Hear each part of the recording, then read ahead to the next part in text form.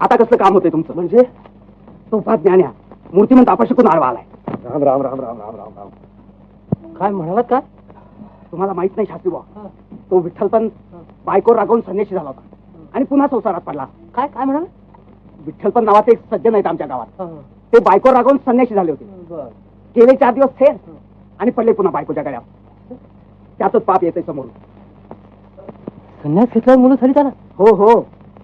शांतम पापम शांतम पापम. म्हणजे मग यांची जात तरी कुठली म्हणायची? अहो कसली आली आहे जात? जात नाही म्हणून तर यांना गावाच्या बाहेर काढले. मोठी दळभद्री तोंडाची कारकी. चला 4 पावलं परत.